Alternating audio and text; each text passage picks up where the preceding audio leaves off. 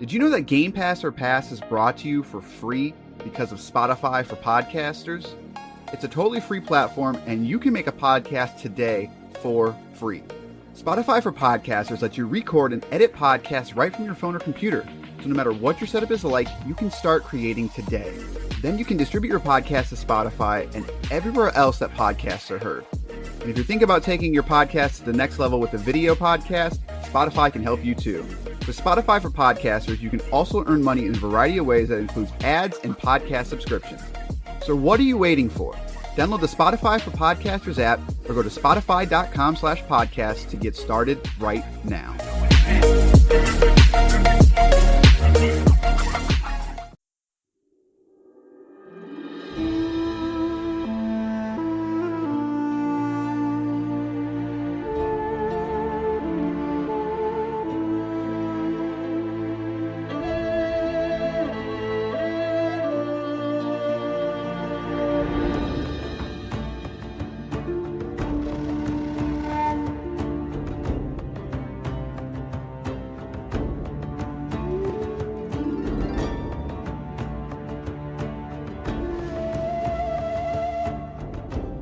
Good day, sirs. Welcome to episode 9 of the Game Pass to Pass podcast. The podcast where we play games on Microsoft Game Pass service and tell you what games to pass on to your friends and what games to simply pass on by. Today I'm joined with Corey. Corey, what's up? Oh, just looking for the sun. Can't looking find for the it. Sun? Man, it sounds like a game we're about to talk about. A game that I really like. I don't know about you. That game is called, how do we pronounce this? Operencia? Operencia. I said Operencia, but I'm That's sure I'm definitely wrong. yeah. Definitely wrong. I'm gonna go Operencia, The Stolen Sun, developed by Zen Studios. It's a first-person dungeon crawler, regularly priced at $29.99. It does have Xbox Play Anywhere, single player, so no cross-play, no DLC, and it's Xbox One enhanced. So I can speak to that.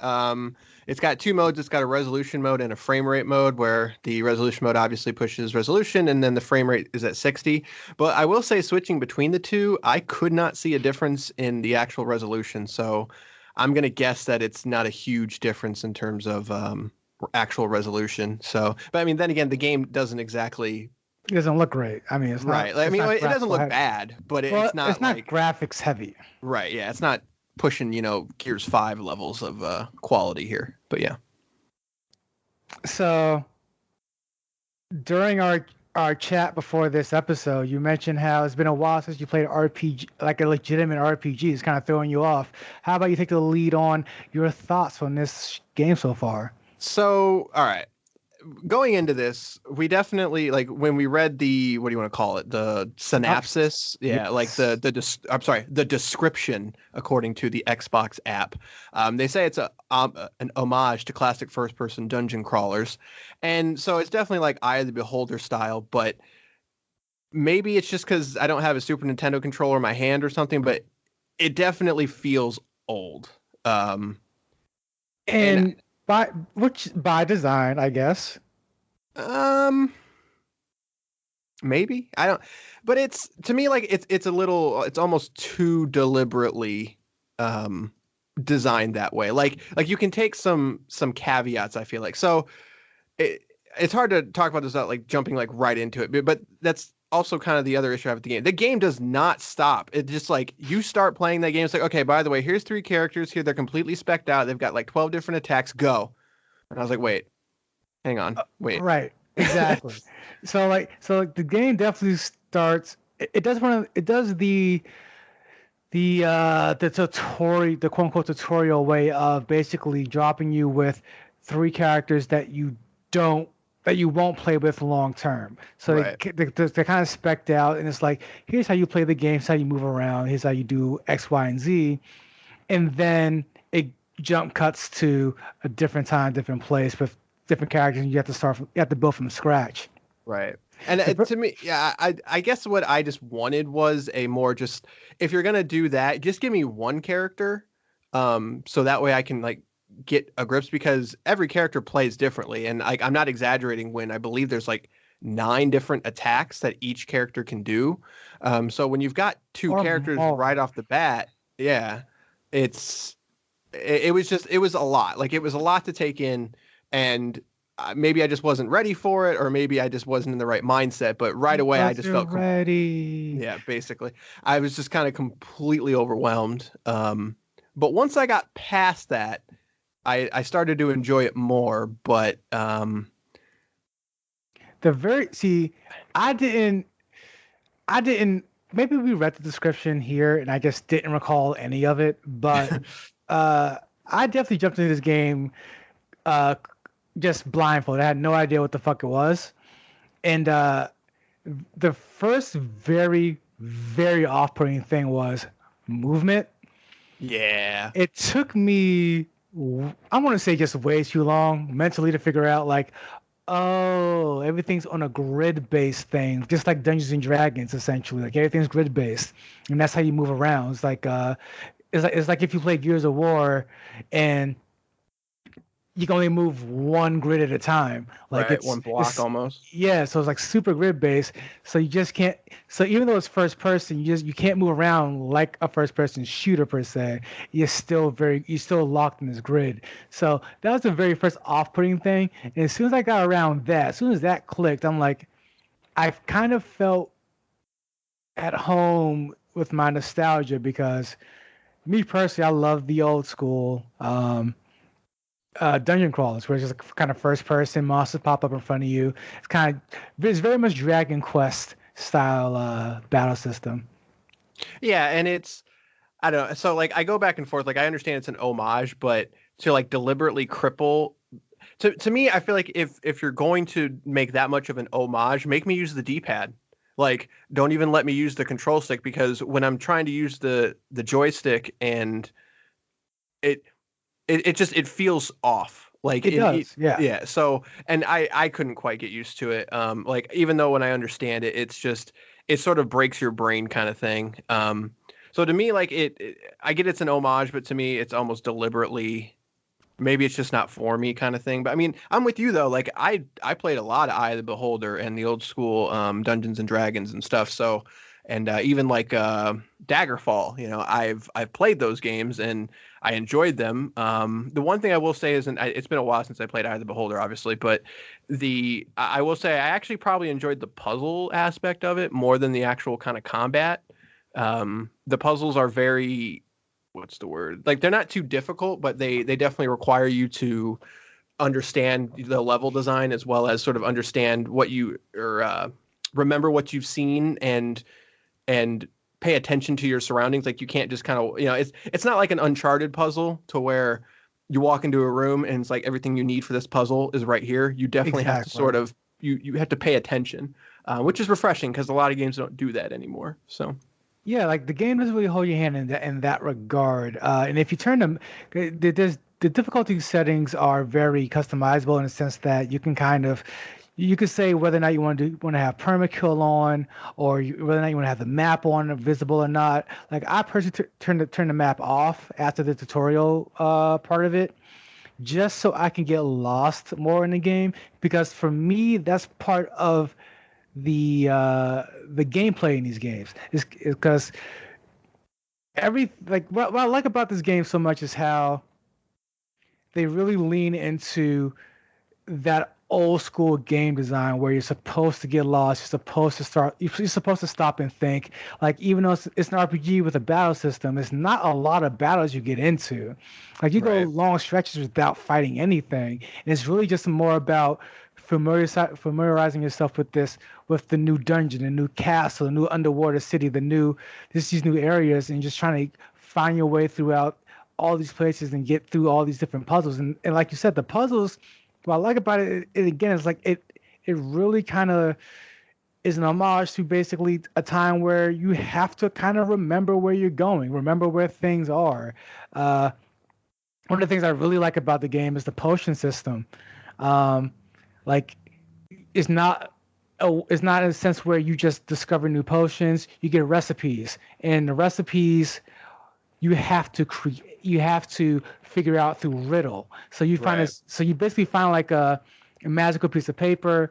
It will give you a riddle, and then you have this cauldron that with the set number of ingredients that you have to use to kind of figure out per the riddle how to create this potion. So everything feels like real old school, like pen and paper, like RPG. And I'm just kind of like, I'm really digging this in a Dragon Quest way where they don't do anything spectacular. They don't do anything revolutionary. It's very basic, but they kind of do the basic well. Yeah, I don't know. So I just struggle because while I don't have anything really negative to say, because it's kind of like ordering. This is a weird analogy. It's like ordering a pepperoni pizza and then being upset that it's got too much pepperoni on it or something. They are very clear on what this is. So the fact that it doesn't quite click with me isn't really the game's fault, because it doesn't really do anything wrong. It just, for whatever reason, the way it's set up and the way it's designed just isn't grabbing me the way I think they want it to. But I also struggle. It's like, well, then maybe there is something wrong, because I have played games like this before and they have grabbed me, but I just can't quite figure out what the thing is that's sort of just off-putting. To that point, the games that grabbed you, how long ago was it? Like, was it like a year ago, or was it? No. I think that's what's going to be a big disconnect with a lot of gamers, is the sense that it is old school to a fault, and it doesn't try to do anything to bring new people in. Right. I think of a game like Darkest Dungeon, which is very much an old school dungeon crawler, but with a almost Souls-like mentality, where it's very punishing, very grueling, and you're supposed to die a lot. So that coupled with the art style and a few mechanics here and there kind of took this genre and brought it to a new place in time. Whereas this game, Operencia, The Soul and Sun, like, it doesn't really give a fuck about bringing in new audience, bringing in new times. It's like, no, we're going to make this old school game that we used to play in, like it or leave it. Right. Which I can't be mad at. Like, but at the same time, it just hasn't grabbed me. So like, it's a struggle that I'm just like, I don't know. I have legitimately tried probably 15 times to sit down and really just like dive into this game. It just doesn't work. It's just not working for me.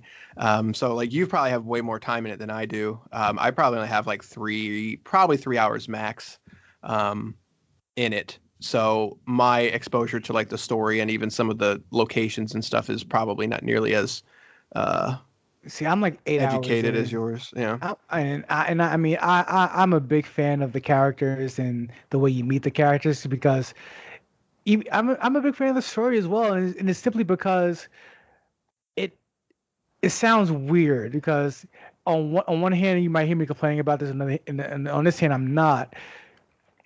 It's just like Dragon Quest, in the sense that Dragon Quest 11 specifically I'm thinking of now, where it's like, the story is we've been here, done this before a million times. And it just feels like a story as old as time. It's just, for me, it's just fun to experience it again in a way that isn't trying too hard to be modern, if that makes any sense. Because the story is quite simple. Like, you start off in a dungeon, like every RPG ever does. You meet another person inside that dungeon, like every other RPG ever does. You become, you initially butt heads because by the end of the game, or by the end of that series of dungeons, the 3 or 4 characters you have are the 3 or 4 archetype characters. You already know their perspective. You already have like the Dungeons and Dragons neutral character, good character, bad character, or sketchy character. Like, they're all archetype characters, and it's fun just watching them interact, because, again, for me, it just throws me back to a time where it's like, tabletop Dungeons and Dragons and the old school RPGs we used to play. And although it doesn't do anything too modern, I think what I like about it most is maybe the fact that it's just being made, honestly, because there's not a lot of this game doesn't get made anymore, essentially. Sure, yeah, and that's definitely, when it comes time to whether recommend this game or not, like I there's nothing really stopping me from not recommending it, but it's just more of a like you have to know what you're getting kind of thing. And I guess what's the word I'm looking for? Where I don't want to say a disconnect, but it's very rare when a game boasts that it's an homage to something and it actually is. Like there's always like right. Like it's always like, well, it's an homage to old school Doom, but it's like, okay, just because it has a shotgun it doesn't mean it's an homage to Doom. Like if it's a first person shooter, it doesn't mean it's an homage to Doom kind of thing. Where this is 100% eye of the beholder. Like there is no ands, ifs, or buts about it. So I guess I sort of wanted or maybe expected a little bit of something newer. But I'm not sure. Yeah. I think it's a fair thing to. I think it's a legitimately fair thing to ask, because all of these games are not as popular now, and they're being made less and less. There's still these games, like I said, like Darkest Dungeon just came out. Mm-hmm. Maybe 2 years ago. So like they're still being made here and there, and they're still being and developers still adding new bells and whistles to it, still trying to modernize it. I definitely would love to see a modernized version of these games more often. And at the same time, if you're going to deliver something like this, like honestly, the most off-putting part for me is the price tag. If you don't have Game Pass, for you to, there's no way I can say spend $30 on this game. There's just no way, because it's so rooted in its old school feel in ways that it should only be 15 max. But with Game Pass, I could say, like, if you have any kind of nostalgia for this genre type, or you just kind of want to see what all the hype was about, like 20 years ago, then it's a way easier sell for me in that regard. Right. I think the one thing that I sort of noticed was the battling being in first person and not seeing the character. That is like, I can't even think of the last game that actually did that. Like there seems to be for me like a disconnect there of where the fact that I can't even see my character do a slash or do a magic spell or whatever, the fact that there really isn't any animation for it, there's just a what's the word I'm looking for? An effect, like they animate an effect in there for it. I think that's what sort of takes me out, because it makes it hard for me to, even though like it's got a portrait of who's attacking and everything, the battle system to me ends up feeling very plain, because I don't have a character in front of me. Like I can't associate a person to my attack, if that makes sense. As I'm thinking of other, like, Final Fantasies and stuff, to where I could always see my character, the character steps up, so I know what this character, like, for whatever reason, Super Mario RPG comes to mind. That should be on Game Pass. Game Pass? I would play the shit out of that. So like when Mario steps up, I know exactly what I'm going to do, kind of thing. And since I don't have that, and since it's all first person and you don't ever see your character actually do anything, that's kind of it's alien for sure. If it's been a while, it's definitely alien. But I mean, I guess because like Darkest Dungeon, you bring that up, and while it's a similar genre, it's not first person, and the art style immediately jumps out at you. Absolutely. Whereas here, the art, again, like the game isn't ugly by any means, but it doesn't exactly have a. I guess that's not true. Like I think a lot of the creatures look very cool, but I think a lot of the world just looks kind of plain. But yeah, so I think that's maybe where the disconnect for me is that it's almost too old school, in that I just can't create I'm creating a team, but I'm not creating a team and seeing the fruit of my labor come to fruition as I get new attacks and stuff. And I'm not seeing anything except the numbers go up and the character dying kind of thing. which is a weird thing to complain about, but I mean, it is and it isn't though, because I mean, right. because on the other end, like that's kind of what that's what I kind of enjoy a lot.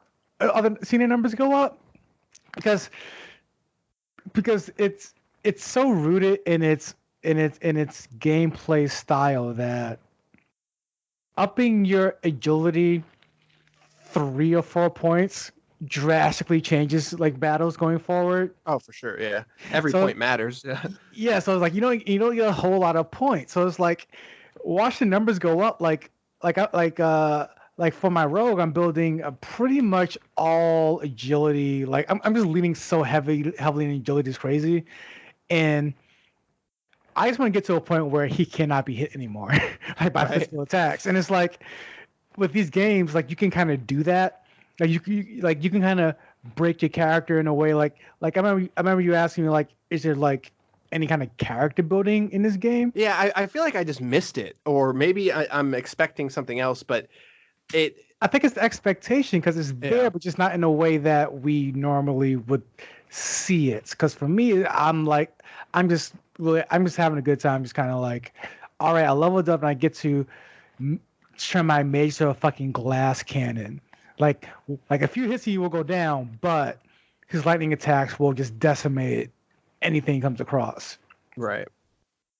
Yeah, it's tough. I'm trying to think of the word. The thing is I don't dislike this game though. And that's where it's a really strange disconnect for me. Like part of me is maybe I should just come back to this game at a different time, but I feel like the stuff that I have issues with isn't going to change. Like I'm not suddenly going to be okay with it. And so it's a hard thing to I guess come to grips with. I make it sound like I'm going to like die if I don't play this game. But yeah, so I think it's fair to say that does it pass or do we pass on it? As someone who's really enjoying his time with this game, this is one of those to where I think we can say we can pass it on, but with like the biggest asterisk. Is that how you said it? Yeah, asterisk. Yeah, yeah, ever, because it's like if you know what you're getting into, you're gonna love it, kind of thing. But this is 100%. If you are not into those old school games, you are not going to like it. Like it doesn't hold your hand. Like someone could recommend this game. You fired up for 10 minutes. Like why would you recommend this to me? This is awful, kind of thing. Like that's exactly the case. Like that's the thing I'm worried about. Like for me to say like, yeah, like you should just jump in this game, see what it's about. But like, I could see a lot more people on your side of the fence who will put in way less time, way less effort, and go 5 minutes in like, oh, this is terrible. Right. Like I don't know where to go. I don't know what to do. Like these are one of those games like you can literally get lost in because, and again, that's the purpose of it. Right. Like to get lost. And like if you turn that map off, like you might be running around in circles for a little bit trying to figure out where this key goes or how to get back to this puzzle. And when you get back to this puzzle, by the time you get there, will you remember what to do? Right. Like, and it's like, and in which case you have to go back to your notes, into your journal, and check the fucking riddle. And you're like, by that point, you're like, I want to play Final Fantasy 13 again because at least like, at least like things make sense. So it's like, yeah, like I'll agree with that. Like I will say pass this on to a friend, give it a shot with the biggest asterisks ever because you have to know going in, this is a true homage to a game type that is no longer made in this strict way anymore. Right. Yeah, for sure. And it's, man, like I've never wanted to like a game as much as this one, but I just can't. like I tried. I super tried, but like for whatever reason, the only like the game that came to mind was Dishonored, and that was another game where I liked what the game was doing, but for whatever reason, I just can't do it. Like yeah, we're in the same boat. Like I finished that game thinking I loved it, and I think back on it, I'm like, I don't really like this game that much, but it's not right. bad. But the idea of it, I'm like, this is awesome. But I don't know. It's just, I guess the struggle is like, is there something wrong with me or something wrong with the game? It's probably both, but it's hard to say. But no, I think this is one of those games that is perfect for Game Pass because it's definitely not for everyone. But if you have Game Pass, everyone can give it a try. Right. It's a great. It's only on Xbox and PC right now, and I believe Microsoft helped publish it, and that's why. So I think it's like you said, it's a perfect. This is one of like the 5 main reasons why Game Pass exists, is to try these games and get exposure to these games that I can tell you right now, if I saw Operencia, the Soul and Sun never in the store, I'm not going to be like, yeah, let's give that a shot, kind of thing. So, but that's why we do this show, Operencia. You are, or Operencia, whatever. We still haven't figured it out. Operencia. So I mean, like, I'm honestly a big. The previous episode when we did the randomizer and we looked at it, I remember going, "Oh, this is gonna be a shitty time. Like, like screwed us again."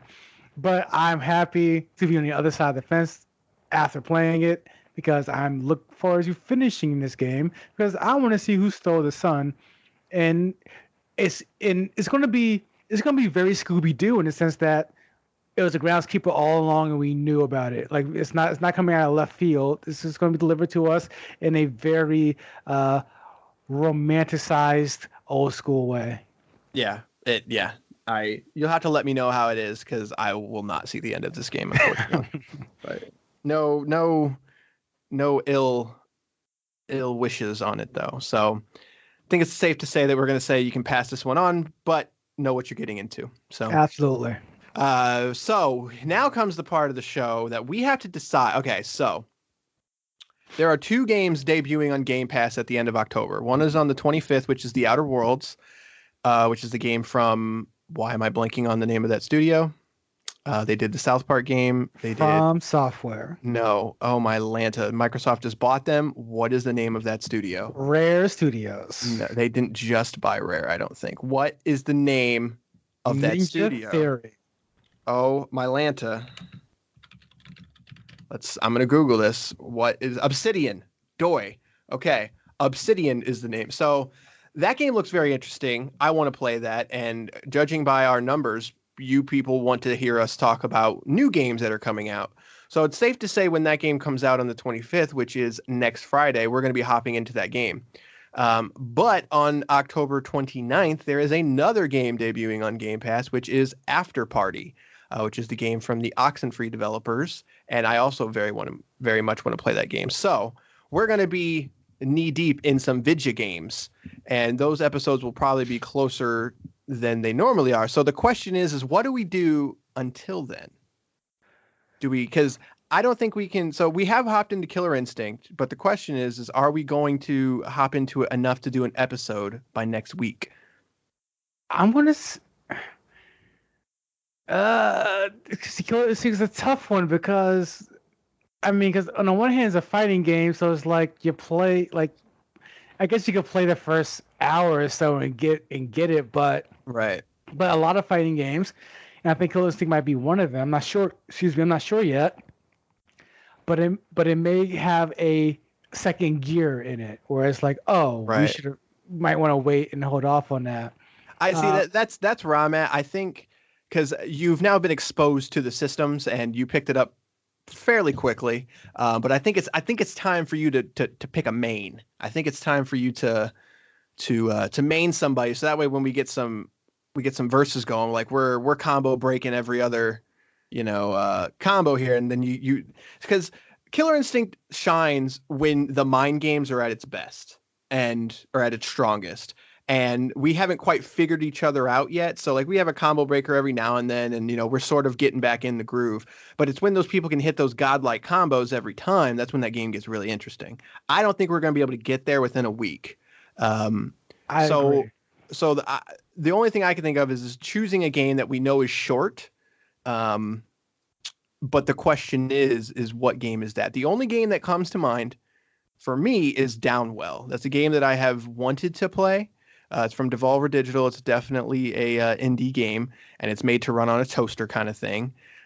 So we've got that option, but I didn't know if there was anything in the Game Pass library you've had your eye on that you're just dying to experience. Oh, I don't check the Game Pass library at all. I just pray to the god of the randomizer, and hopefully, like, it will shine light upon us. I mean, it's not a bad idea. So, all right, so let's do this. I've got 3 games that I'm gonna give you a quick synopsis on. All right, genre. I like this game. Let's do it. All right, so we have Bad North. I like that. Let's do with that one. Oh, okay. I guess we're gonna play Bad North. What's the other ones? Bad North, Downwell, and I lost the other one. I just had it. This app just crashed. Why is this app only seems to crash when I have Skype open? I wonder if that's a Microsoft. I know it's a beta, but I think you need to get on that. You need to make sure that when Skype is open, it just doesn't happen. So how about we just go with those 2, either Downwell or all right. I already lost the name of the other one now. Jesus Christ! All right, we're killing it right now. Yeah. It sounds like we're going to do Downwell. Let's see here. Where did it go? Okay, I found it. I found it. Oh no, is Downwell one of these Meat Boy things? I'm not sure. That's the thing. So Bad North is a tower defense game, which has got a very kind of unique art style, and it's kind of it's a brutal real-time roguelike defending your island kingdom against a horde of Viking invaders as you lead the desperate exodus of your people. Command your loyal subjects to take full tactical advantage of the unique shape of each island. Everything is at stake. Fail and watch the blood of your subjects stain the ground red. So I've had my eye on that game just because I think it looks very unique and the art style is very cool, and we haven't really done a game like that. And then Downwell is a game I know that got a lot of what's what I'm looking for, praise and hype. I can see why. So, it's one of those. One of those.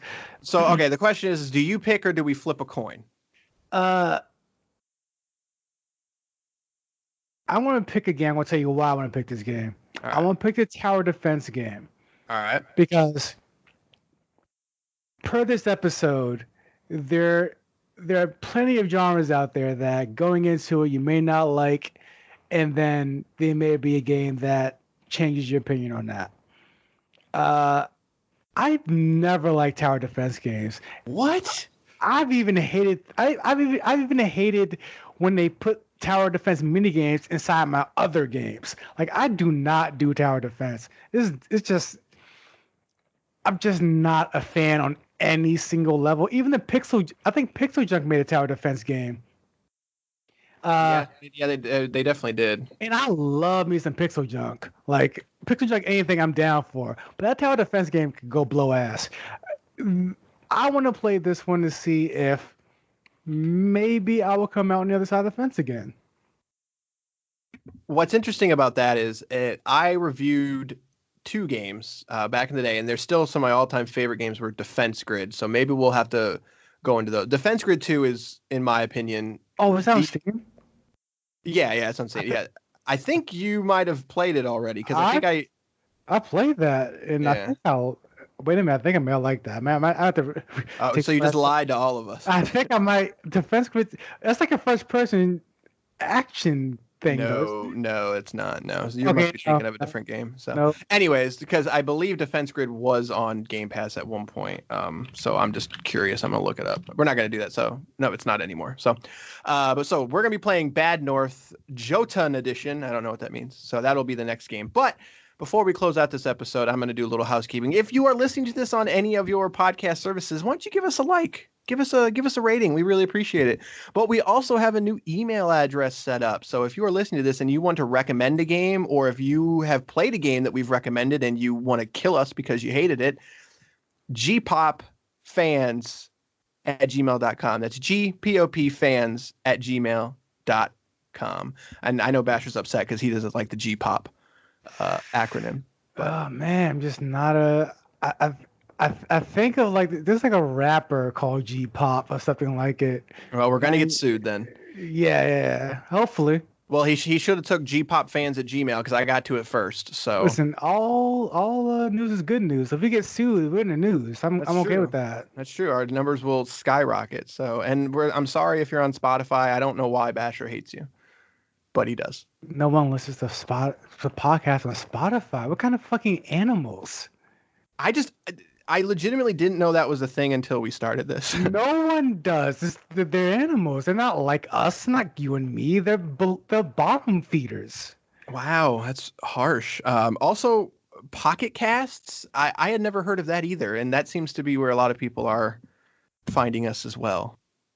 That sounds like one of those catch-all apps or whatever that it may make sense. Yeah, so I've been tempted to check out the app just so that way I can sort of, because we're on it, so I'd like to know how we appear on it and stuff, but I haven't got to it yet. So, and I guess it wasn't free for a long time, but now it is, so that's cool, I guess. But all right, that is gonna do it for this episode. Give us a like and subscribe. It would really help us out. You can check us out on Twitter at play_tested. You can email us gpopfans@gmail.com. You got anything? You got anything? Spotify is trash unless you're listening to the albums. Wow. All right. Well, this was your episode, so you take us out. Oh wait, I didn't practice the outro. I got this. Hold on. Play Operencia. And find that sun. Nailed it. Done. Peace.